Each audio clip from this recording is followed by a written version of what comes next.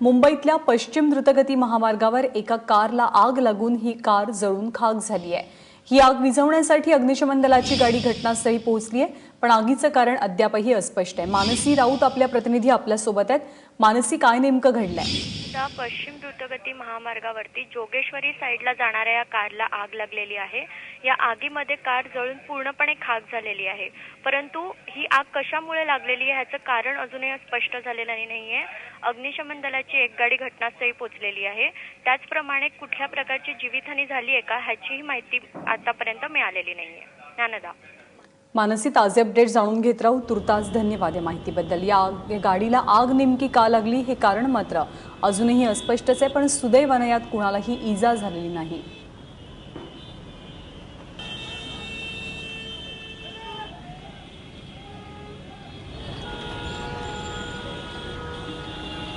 वाहतुकीची मात्र कोंडी झालेली होती। जोगेश्वरीच्या दिशेने जात असलेल्या गाडीला भर रस्त्यात अचानक आग लागली।